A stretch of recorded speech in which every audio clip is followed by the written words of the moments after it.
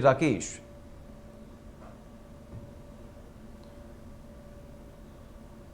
बता दें कि बारामूला जिले में 13 नवंबर को पाकिस्तान की तरफ से सीज फायर का उल्लंघन कर गोलीबारी की गई थी, जिसमें बीएसएफ के 5 जवान शहीद हुए थे।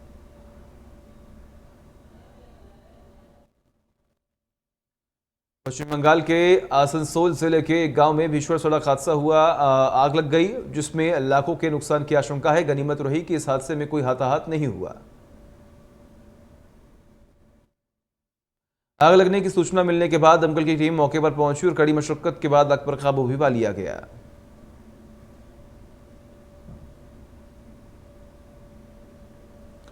पूरी दुनिया में कोरोना के आंकड़े हुए 5,83,00,000 के पार। अब तक 13,18,000 से अधिक मरीजों ने गंवाई है जान। पूरी दुनिया में अब 1,51,00,000 के पार कोरोना के एक्टिव केसेस।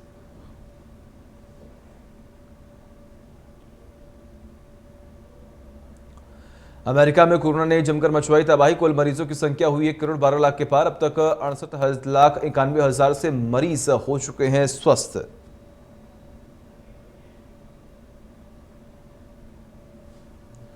कोरोना के मामले में पूरी दुनिया में तीसरे नंबर पर ब्राजील। अब तक 1,65,000 से अधिक मरीजों ने कोरोना के चलते गंवाई जान। कुल मरीजों की संख्या हुई 58,00,000 के पार।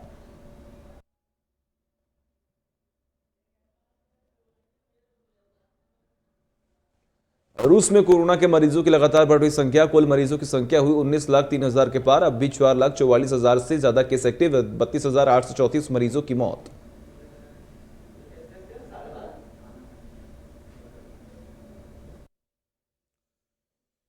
रूस में कोरोना के मरीजों की लगातार बढ़ रही संख्या। कुल मरीजों की संख्या हुई 14,92,000 के पार। 44,700 से अधिक मरीजों की मौत।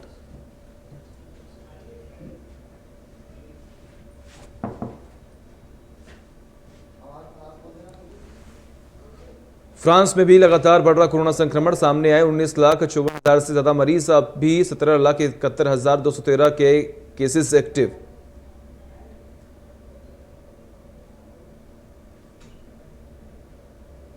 इटली में कोरोना से लोगों में दहशत। कुल मरीजों की संख्या हुई 11,44,000 के पार। 6,88,000 से अधिक केसेस एक्टिव।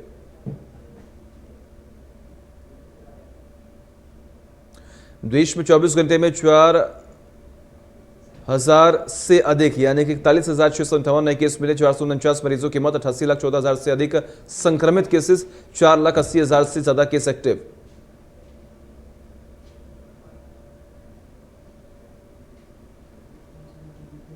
महाराष्ट्र में कोरोना से एक दिन में हुई 105 मरीजों की मौत। कुल मौत का आंकड़ा हुआ 44,000 के करीब। अब भी 85,000 से ज्यादा केस एक्टिव और 4,237 ने संक्रमित।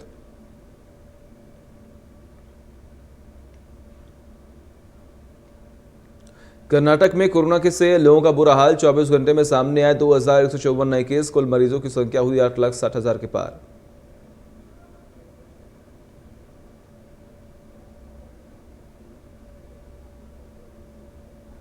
तमिलनाडु में कोरोना से हाहाकार। एक दिन में आए 1,912 नए केस। अब भी 17,000 से ज्यादा केस एक्टिव। अब तक 11,466 से ज्यादा की मौत। उत्तर प्रदेश में कोरोना से लोगों का बुरा हाल। एक दिन में मिले 2,301 नए केस। अब तक 4 लाख से अधिक मरीज ठीक। 23,367 केसेस एक्टिव। राजस्थान में कोरोना के 18,000 से अधिक केस एक्टिव। एक दिन में 2,162 नए केस आए सामने। मरीजों का आंकड़ा हुआ 2,23,000 के पार।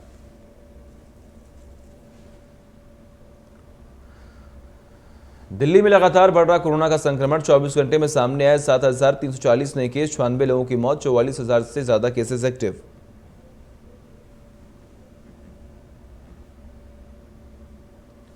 आंध्र प्रदेश में एक दिन में आए कोरोना के 1,657 नए मामले। मरीजों का आंकड़ा हुआ 8,52,000 के पार। 19,000 से ज्यादा केसेस एक्टिव।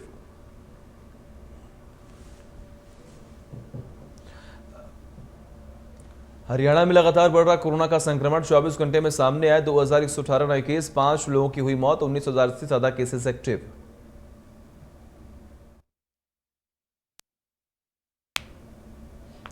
हिमाचल प्रदेश में कोरोना के मामले बढ़ते जा रहे हैं, जहां पिछले 24 घंटे में कोरोना के 322 नए मामले आए सामने। हिमाचल प्रदेश में अब तक 29,000 से ज्यादा लोग संक्रमित हो चुके हैं। वही 6,713 से अधिक केसेस एक्टिव।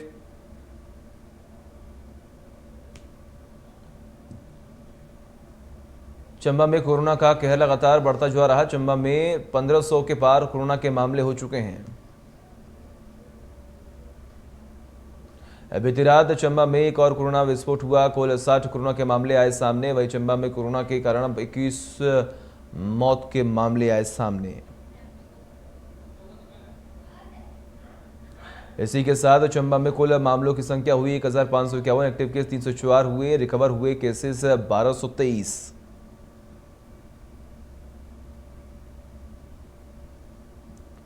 सुप्रीम कोर्ट और एनजीटी के आदेश के बावजूद दिवाली की रात दिल्ली एनसीआर में जमकर हुई आतिशबाजी, जिससे दिल्ली की हवा पहले से और ज्यादा गंभीर स्थिति में पहुंच गई।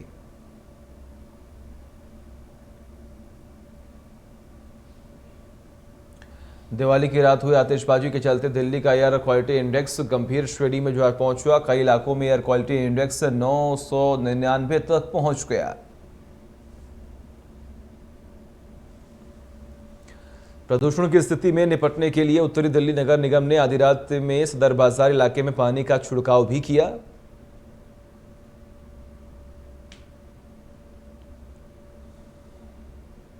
देश भर में धूमधाम से मनाया जा रहा गोवर्धन पर्व। शाम को अपने पूर्वजों का पूजन कर आशीर्वाद लेंगे लोग। दीपोत्सव के तीसरे दिन कार्तिक मास की शुक्ल पक्ष की प्रतिपदा को गोवर्धन पर्व मनाया जाता है।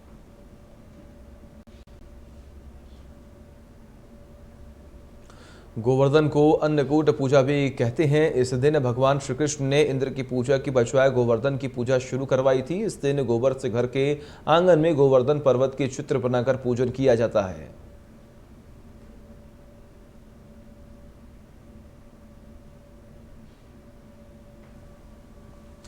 राजपुरा की नई सब्जी मंडी और अनाज मंडी में देर रात पटाखों की वजह से आग लग गई।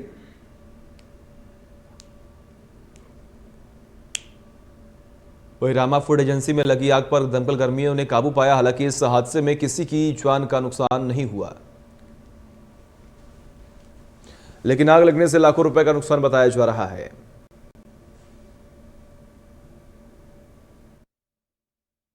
फाजिल्का के अबोहर में कॉटन फैक्ट्री में लगी आग। सूचना मिलते ही मौके पर पहुंची दमकल की गाड़ियां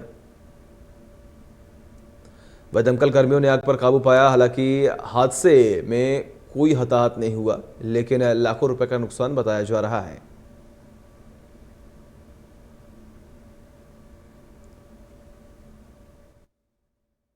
शनिवार को देश भर में दिवाली की धूम देखने को मिली। घरों से लेकर मंदिरों तक सभी जगहों पर दिवाली की रौनक बनी रही है।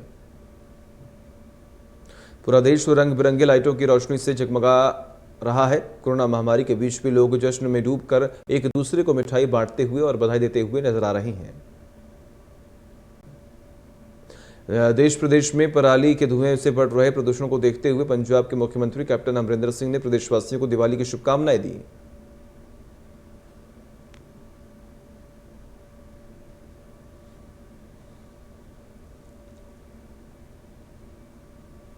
शनिवार को किसान मजदूर संघर्ष समिति और गुरचरण सिंह ने मिलकर तरनतारण में काली दिवाली मनाई। किसानों और दुकानदारों ने काले झंडे दिखाकर विरोध व्यक्त किया। वहीं प्रदर्शनकारियों का कहना था कि केंद्र की मोदी सरकार मालगाड़ियों को रोककर पंजाब की आर्थिक स्थिति को खराब कर रही है। प्रदर्शनकारियों ने कहा कि पंजाब के साथ सौतेली मां और बेटे जैसा व्यवहार किया जा रहा है, जिससे हर वर्ग का व्यापारी भी प्रभावित हो रहा है। जैदो में एक ऐसा मामला सामने आया जहां एक लंबे समय से प्रसिद्ध मिठाई डोडा शहर के निवासी द्वारा खरीदा जा रहा था और बड़े उत्साह के साथ घर ले जा रहा था, लेकिन जब उसने मिठाई का डिब्बा खोला तो डोडा की मिठाइयां खराब थीं। वही विक्रेता दुकानदार के पास वापस गया तो उसने कहा कि वो पूरा से डोडा मिठाई खरीदता है और उन्हें बेचता है, जो आज उसके द्वारा लाया गया था। उन्होंने डोडा बनाने और बेचने वाले के खिलाफ कार्रवाई की मांग की।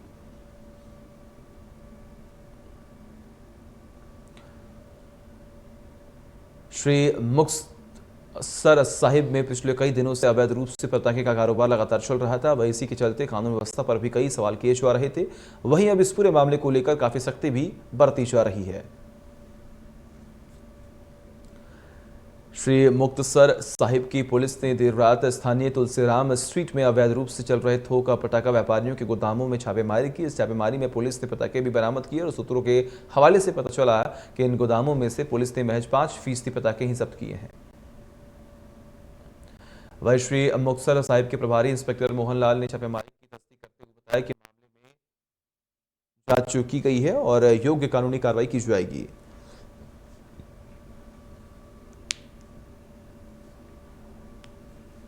नावा ब्लॉक के दुलड़ी गांव में एक बहुत ही दर्दनाक घटना हुआ, जहां बीती रात 22 वर्षीय अजय की धारदार हथियार से हत्या कर दी गई। युवक को नाभा की सरकारी अस्पताल ले जाया गया, जहां उसने दम तोड़ दिया। वहीं नाभा सदर पुलिस अब हत्या के मामले की जांच में जुटे हुए हैं।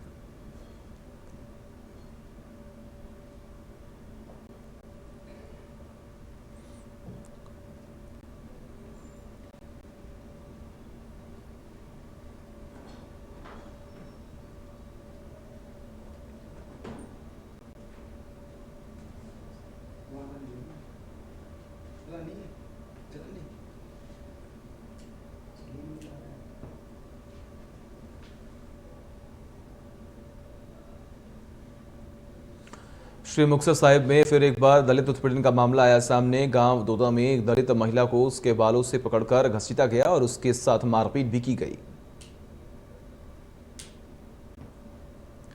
सारा मामला पुलिस के सामने हुआ, जो बताया जा रहा है कि पुलिस ने दलित महिला समेत 2 लोगों को अस्पताल ले जाने के बजाय थाने में सुबह से शाम तक बिना वजह के बिठाकर रखा था।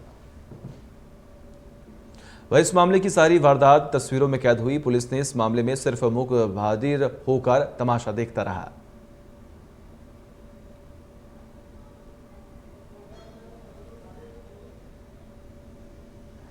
फाजिल्का पुलिस और टैक्सी ड्राइवरों से खफा होकर एक टैक्सी ड्राइवर ने लाइव होकर नहर में छलांग लगाने की बात कहकर उसके साथ मारपीट करने वाले लोगों के खिलाफ कड़ी कानूनी कार्रवाई करने की बात की है और मांग भी की है। 8 नवंबर को वरिंदर कुमार, जो कि टैक्सी ड्राइवर है, उसका टैक्सी स्टैंड पर कुछ लोगों के साथ झगड़ा हुआ था, जिसकी शिकायत करने पर थाना सिटी फाजिल्का में पहुंचा। वह थाने में उसके साथ मारपीट करने वाले लोग पहले ही थाने में मौजूद थे, क्योंकि मारपीट करने वालों में शामिल व्यक्ति का भाई पुलिस थाने में मुंशी के तौर पर तैनात बताया जा रहा है। पीड़ित को इंसाफ नहीं मिला तो उसने फेसबुक पर लाइव होकर अपने साथ बीती बात बताई। फिलहाल पीड़ित टैक्सी ड्राइवर ने उसके साथ मारपीट करने वाले लोगों के खिलाफ कड़ी कानूनी कार्रवाई करने की मांग की है।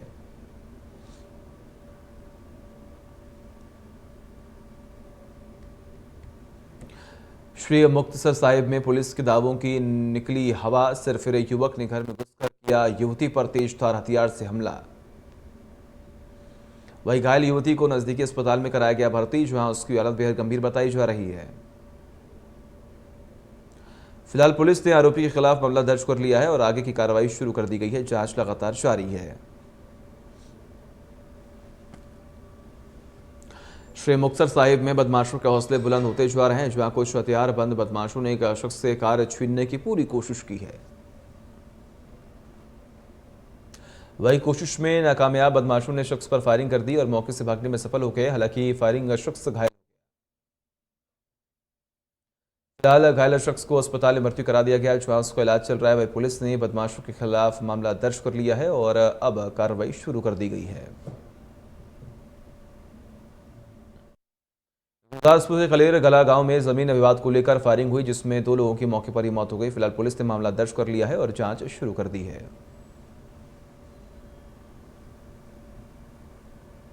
ऊना में आलू की फसल तैयार हो गई है। महज 2 महीने में पूर्व खेतों में बिछड़ी गई फसल अब मंडियों में जाने के लिए तैयार है।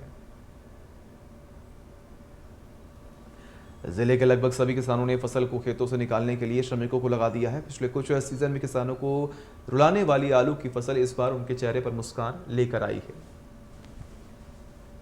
नई फसल के बाजार में उतरने से आलू के दाम भी कमी आने की उम्मीद है। वही कृषि उपनिदेशक डॉक्टर अतुल कुमार डोगरा ने कहा कि इस बार तापमान ज्यादा रहने के चलते आलू की फसल थोड़ी सी लेट जरूर हुई, लेकिन फसलों की पैदावार बम्पर है। कृषि उपनिदेशक ने बताया कि जिला में इस बार 1635 हेक्टेयर भूमि में आलू की खेती की गई है। 25,000 मीट्रिक टन पैदावार होने की उम्मीद है।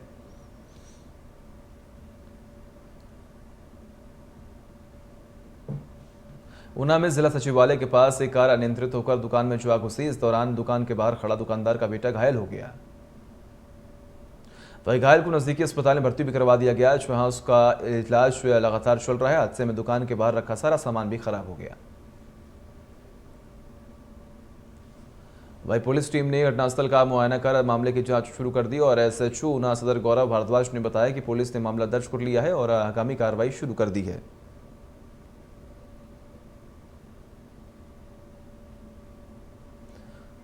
प्रधानमंत्री नरेंद्र मोदी ने जैसलमेर बॉर्डर के लोगेवाला चौकी पर देश के जवानों के साथ दिवाली मनाई। पीएम मोदी ने जवानों को संबोधित करते हुए कहा कि आप सभी वीरों को मेरी तरफ से 130 करोड़ देशवासियों की तरफ से दीपावली की हार्दिक शुभकामनाएं। पीएम ने कहा कि देश की सरहद पर हो, आसमान पर हो, ये फिर समुद्र में राष्ट्र रक्षा में जुटे हुए देश की बेटियां और बेटे हों, सुरक्षा बल हर किसी को दीपावली के इस पावन पर्व पर नमन करता हूं। प्रधानमंत्री नरेंद्र मोदी ने जवानों को संबोधित करते हुए कहा कि आप हैं तो देश है, देश के ये त्योहार हैं। मैं आपके बीच प्रत्येक भारतवासी की शुभकामनाएं लेकर आया हूं, देशवासियों का प्यार लेकर आया हूं। पीएम ने कहा कि जिनके अपने बेटे या बेटी त्योहार के दिन सरहद पर तैनात हैं, वो अभिनंदन के हकदार हैं। दिवाली के दिन अपनों के बीच जाऊंगा, दिवाली पर अपनों के बीच आया हूं।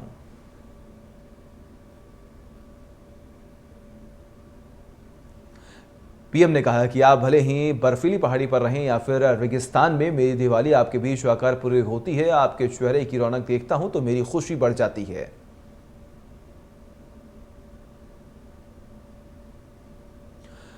पीएम नरेंद्र मोदी ने कहा कि अगर देश की किसी पोस्ट का नाम अगर किसी को याद है तो वो लुंगेवाला पोस्ट है। इस पोस्ट पर आपके साथियों ने शौर्य की ऐसी कथा लिख दी है जो लोगों को याद है।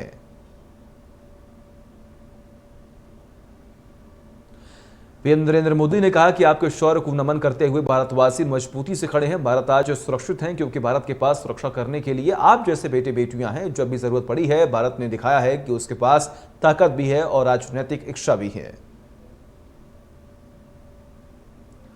सर्जिकल स्ट्राइक एयर स्ट्राइक की चर्चा करते हुए पीएम नरेंद्र मोदी ने कहा कि आज भारत आतंकियों को घर में घुसकर मारता है। आज दुनिया जान रही है, समझ रही है कि यह देश अपने हितों से रत्ती भर भी समझौता करने वाला नहीं है।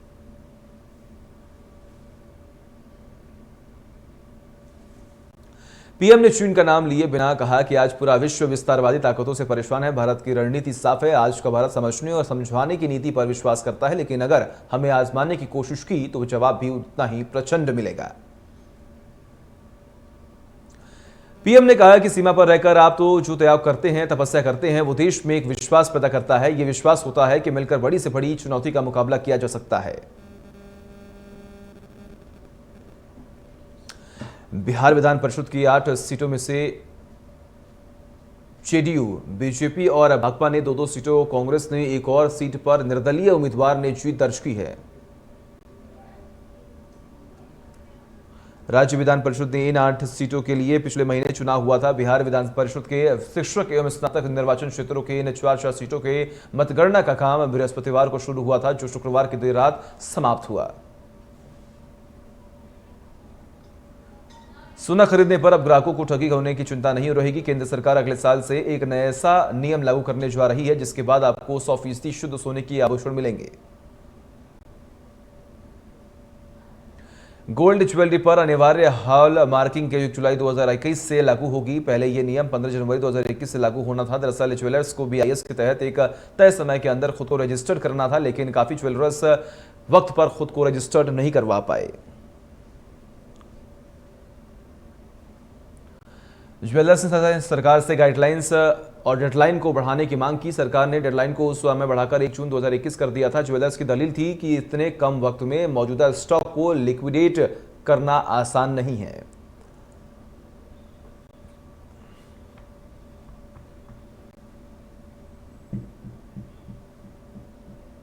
महाराष्ट्र सरकार ने प्रदेश में सभी धार्मिक स्थल खोले जाने की इजाजत दे दी है। महाराष्ट्र सरकार ने शर्तों के साथ 16 नवंबर से शर्तों के साथ सभी मंदिर खोले जाने की इजाजत दे दी है।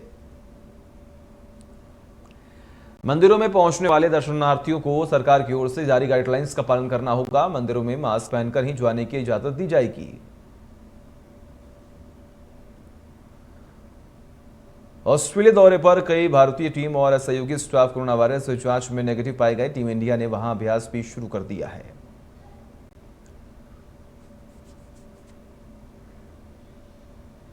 टीम इंडिया के ऑस्ट्रेलिया पहुंचने के बाद स्टीव स्मिथ ने जसप्रीत बुमराह और मोहम्मद शमी की अगुवाई वाले भारतीय तेज गेंदबाजी आक्रमण को चुनौती दी है। स्मिथ ने टेस्ट सीरीज से पहले कहा कि उन्होंने इस जीवन में इतनी शॉर्ट गेंदों का सामना किया है कि अब उन्हें डर नहीं लगता। स्मिथ ने कहा कि उनके सामने शॉर्ट गेंद